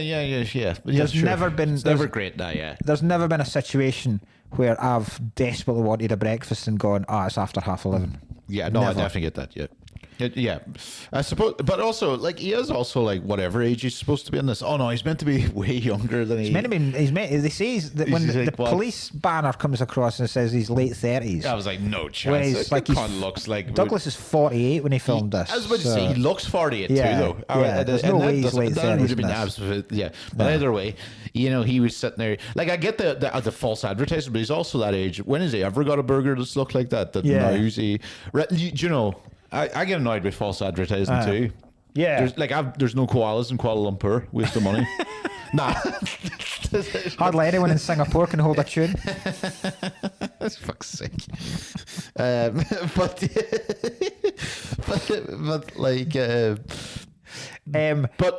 to freak out, there's a tiny detail I'm not sure if only I noticed or everyone noticed that I loved about this scene, which is the comical part when he catches the guy about to leave. Yeah. And he's like, now you go sit back down. But when the guy sits back down, he sits back down at a table with just his wife. Right. So it implies that he did. He was just going to leave. I was sitting there subtly and I went, I don't know if many people caught that. He sits back down slowly and his wife is just there. That's amazing. So he didn't even think about her. He tries to sneak out, which makes it even funnier that he's like this. And they're like, no. Absolutely brilliant. Because the wife just sitting there. When he sits back down, he just sits down to a table and his wife's there, which is such an extra joke. That's superb. And I was sitting there going I was like, that was so subtle. I've never noticed that before. And I wonder, has Mark noticed that? I didn't notice that at all. That's very, very funny. It is really funny. It's like an extra punchline. Yeah. The wife's just sitting there too, and I was like, that's even funnier. Is the wife the one that spews when he speaks to her? No, but she does look like Right, her. Or maybe it's a different angle. It could have been, and I don't notice, but that There's woman. I very much like the fact that the waitress can't stop how gleeful she is about everything that's happening. Oh, I mean, I would be too. Like, somebody try to rob the shop. You wouldn't give a shit. Somebody try to rob me in the shop. I've told before about the one where I was throwing bottles at gypsies, that mad shop. But they try to rob it with a screwdriver. He came in with a screwdriver. He's like, fuck it. So I was like, what are you doing? What are you going to do? Fuck it. Flathead or Phillips? I don't remember, to be really honest, but either way, I don't think it's going to do too much damage. I mean, being stabbed hard with a screwdriver is going to be painful. Aye, but I'm not going to be like, I mean... No. You unscrew the till? Do you know thing I really find embarrassing? And I never, ever, ever play along with it. And I never concede to it. See when he's ordering that, he's like, do you know what? I'm actually going to change my mind. I'm not going to have a breakfast. Give me a whammy burger, a side of whammy fries, and a whammy choco shake. I refuse to ever play the game of ordering things with the names. Oh, I would never do that. I would never, ever use the actual names in the thing. Would you call them? I would probably do it. I'll have a cheeseburger. I would probably do it in McDonald's. As in saying the McSpicy. No. You're just going to give me the spicy chicken burger. And they're like, which one? And you're like, that one. I refuse. The McSpicy? Like, whatever you want to call it. I refuse to say McFlurry. Because I think it's pathetic. Making an adult say the word McFlurry, I think it's utterly pathetic. Mind you, I only ever order off the things, but I've definitely in my life ordered a McFlurry. I think they're taking the piss, and they're trying to do it to keep us down. That's McDonald's real crime. I genuinely think that. I think it's mocking. I want you to in order the same way, I will refuse a birthday burger. So,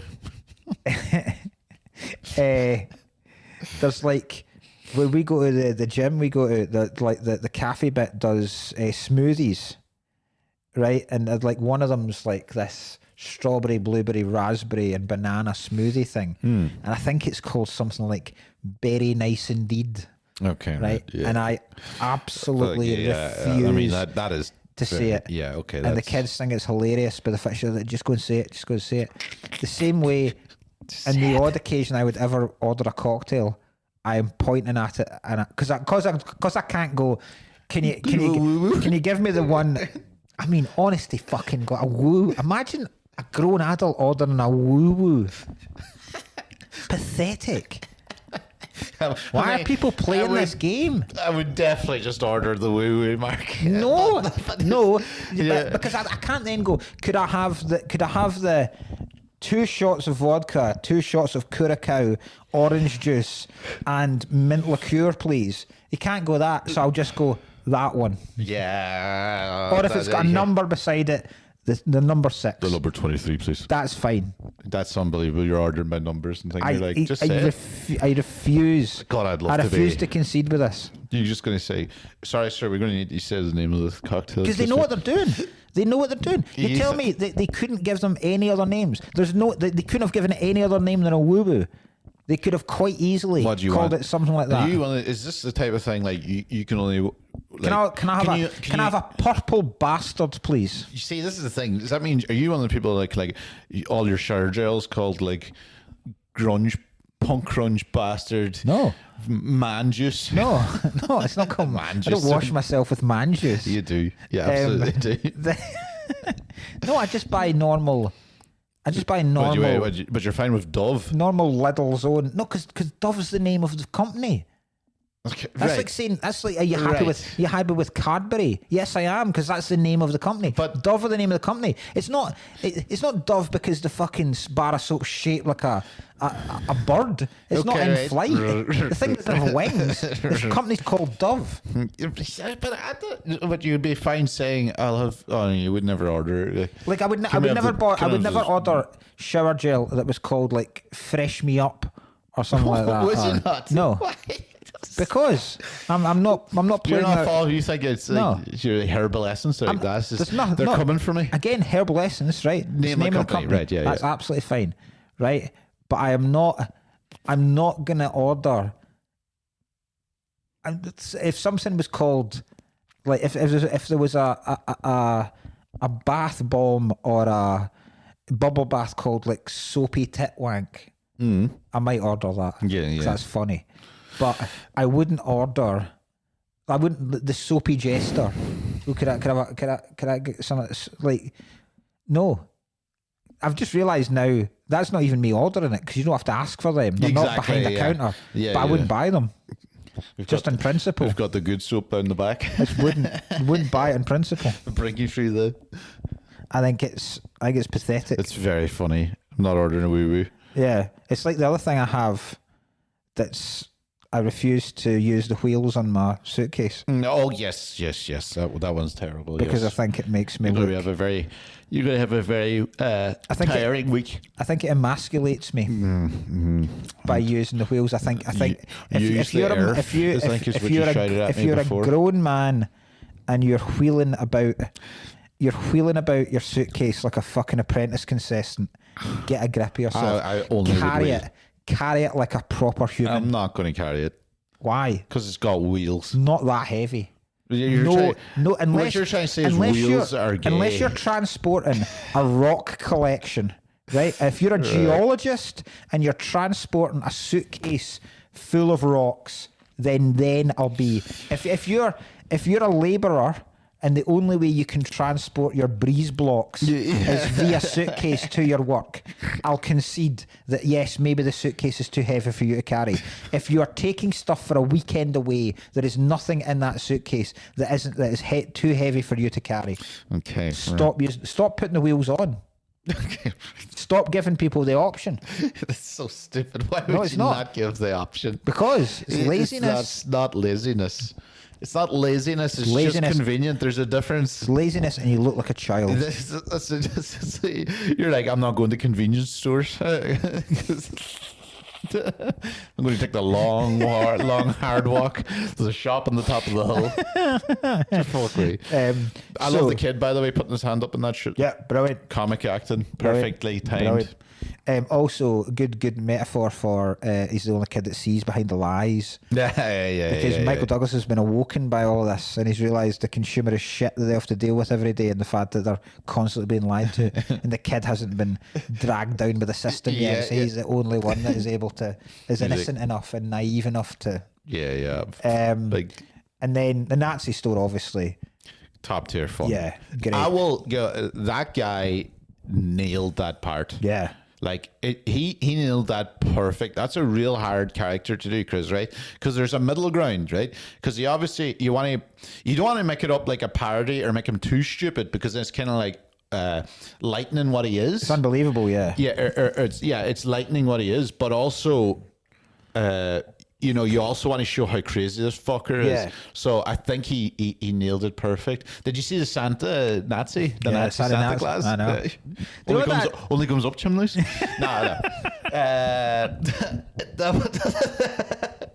That's shocking. But yeah, I laughed my fucking head off at him. The only bit that the only part, the sadness about this is because I reckon you could do the fallen down character. You could do defense, but if I had to play anyone in this, I'm clearly being the weird Nazi. Yeah. The only bit I find unrealistic, I don't like the way it's the sheer escalation of the two gay guys leaving and him pulling a gun on them. I think that escalates a wee bit too quick. I think the gun being pulled out, he's like, make your move, go and make your move. And they're like, what? There's also no way two gay guys would be in that shop. No, what are they shopping for? Leather. Well, it's come back around. I'm telling you, the gays, the Nazis, they're the one and the same. Clip that one and just clip that and having it no context. The gays and Nazis are one and the same. He's like stomping out queers. He's just stomping out queers. I was like, Jesus. Do you know what I really like about it? And I noticed last night, I like the way he upgrades his gear after every altercation. So he starts off with just a briefcase. Gets them. It's like it's like a video game. He's constantly upgrading. I just slap-headed myself there. Yeah, he did. Fucking God, the guy. Sorry, he loses the briefcase, by the way, because he gives it to some guy that's pestering him for money. Yeah, he's pretending to be a vet. And fucking someone did it to me in Queen Street coming here. Mm-hmm. Somebody came up to me in Queen Street, right, and a younger guy, right, and he goes, oh, sorry, man, I just need some money to get to work. Have any chance you get thing? I was like, nah, man. And he goes, oh, fuck off then. And I went, fuck did I do? Then I'm walking the 2 fucking seconds towards the thing going like, raging about this guy. And I was about to go like, my fucking... Like, I was like, that's not fucking way to pull it off. No, it's not. Like, yeah. I know. I mean... You wonder how many. I mean, I'm assuming. I had money to get to work. I'm assuming but he wasn't going to. No, of course he wasn't going to work. I don't give a shit too. What he would spend it on. Yeah. There's times if I had coins, I'd be like, yeah, going ahead. They were like, good, I'm spending this on heroin. I'd be like, great, cool. So was I. I'll give folk begging coins, but like you can't get raging if you're not. But the fact that it went so quick, it wasn't even like he was like, do you have any chance? Sorry, I just need money to go to work. Like at the thing, and I'm like, what? Like I had the earphones off, going, no, sorry. Like, and he just went, oh, fuck off then. I was like, you fucking kidding me? I nearly fucking snapped at him. You ever seen a homeless person get pissed off because someone's gone and bought them food? No, that's because they clearly had the idea. They want the money because they're going to go and drink it. Yeah, that must piss you off. Yeah. Like you go, I know you've bought me a meal deal. Yeah. But I could eat that $4.90 I could have used in a much more beneficial way for me. Yeah, I'll get the calories off a can as well. Sorry, love, but Buy I don't need upgrades. sustenance. I want to die, you piece of shit. Fuck's sake. You keeping me alive in this hell. Yeah, you are. Just give me something to fucking numb everything. But I did like that way. Upgrades every single time. Yeah, it's great. Gets a better weapon and then gets better clothes as well. It's like Yeah. it's like GTA. Yeah, it is. Yeah. Yes, as he does the missions. Do you know what this movie reminds me of? Office Space. Oh, aye. Right, it's like it starts off in the car. It's Yeah. all LA, and it's just guys and he cracks. The Yeah, he main does, judge aye. and just has enough. Yeah. And he's complaining about consumerism and Yeah. thing. I always sat there going like, this is quite like Office Space is like the funny version, even though this has got comic elements to it. Aye. Yeah. He gives up to it, and he's in the boss, and he gets sacked, and he's like, Yeah. I don't give a fuck. Yeah. I like. Only they find it refreshing, whereas he gets killed. I think it's interesting as well, like, because obviously it's like a criticism of the American dream, pretty much. I mean, they really ram it down your throat in terms of the amount of lies and things that are told, and then the guy stand protesting outside the bank because they refused him a loan, and then the fact that he's been fired from an industry that isn't there anymore, and then this idea of like, which is where I kind of get, because I was reading stuff about this and folk were kind of going, it doesn't work now because in this climate it looks like it's just a middle class white dude, a white straight dude moaning, going, I don't have the privilege I used to have, which I kind of disagree with, because what I never got about that is, firstly, without those kind of dudes, the society that is built now would largely not exist anyway. Yeah. Right, I'm not saying solely, but they did do something. Yeah. And then I'm also like, what do you expect folk to do? Right, this again will sound like very much like white man moaning. But see if you do say, right, you're now like the enemy of stuff, right? What do you expect folk to do? Do you expect folk to just go, okay, cool, fair enough, it would largely fuck all to do with me. I've certainly never knowingly done anything, but I get that in the past people have had a privilege. Okay, I'll just take my medicine now and I'll suffer for the rest of my life, certainly, and hopefully it'll turn things around again. Because that then becomes, this is very much my thing about like incels and shit like that, because this could be looked as like that being a kind of incel-y type film. Very much like Joker and shit like that. Ugh, no. And you much go, better. It's much better than Joker. But what I often think is, see when folk are like going, why have we... If you demonize, you're only going to get fight back. It's not actually going to solve anything. Yeah. If you demonize, everybody's going to fight back. Nobody, regardless if you're like, oh, there's a bit of thing in, you've got this thing in privilege, no matter what it is, eventually your natural reaction is, I don't have it that fucking good, you piece of shit. It's but even though, obviously, you know, if I'm comparing to some person, you're obviously a mile, in fairness, from where we are, we're clearly in the top whatever percent in the world, but it's when just, people, it's not actually going to go forward if you do that. When people moan about the rise of stuff like what Farage has managed to cultivate and stuff like that and reform, and then they moan about like the fucking Andrew Tate and all that, and you go, how did these groups and how did these cults get created? Oh, so easily. And you go, well, Yeah, certainly with the incel kind of thing and with the Andrew Tate stuff, if you have a young dude, right, who's pretty much told from 10 years old that the person that he is largely responsible for most of society's ills and should just get a grip because his time is over. Eventually, a lot of them, particularly if they're not that educated, are going to go, well, I've literally nowhere where I fit in. I have nothing to do now. Just disenfranchised immediately. Yeah, and then that's when absolute vultures like Andrew Tate are able to just pick up the scraps and go, absolutely. We'll give you a wee club. So right? it is, it's just a feeling of belonging. Yeah, and now we're going to completely pass this propaganda onto you. Whereas if you did feel a bit alienated and disenfranchised, we're about to make you feel so alienated and disenfranchised from normal society that you'll actively now turn away from normal society. You're just creating more. So you're kind of part of the problem by completely blaming young men on everything. Yeah, I mean, like it's the type of thing. Like, the problem is like you're blaming young men, and then you're like, and it sounds like we're thinking, but like really, I don't care. Yeah, right. But it is like incredibly uneducated people that are going to think. So you're kind of uneducated, naive, and easily influenced. Easily influenced, naive. It isn't just an education thing. Yeah, absolutely. But it's just like it's again, you're aiming at the worst people, but you're always going to just whip up a fucking frenzy. Yeah, it's a similar thing. There's always a blowback and something. It's like when things are like like if somebody was like, how the fuck are terrorist organizations? How do they exist? Yeah. How did the IRA turn up?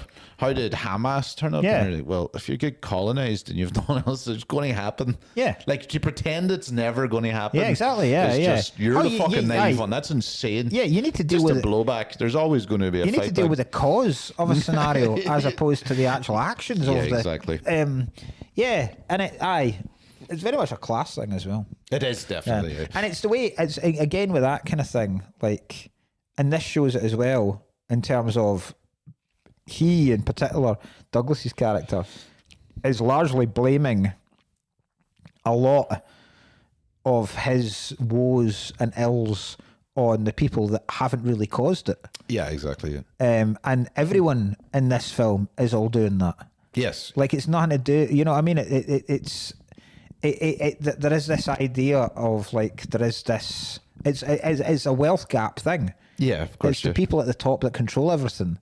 That this idea of, and America's much, much worse, the idea that you can make it in America, and you're told, like, all you have to do, if you turn up for work and you work hard, right, you'll get rewarded. That's literally all you have to do, right? Yeah. You work hard, you'll get rewarded.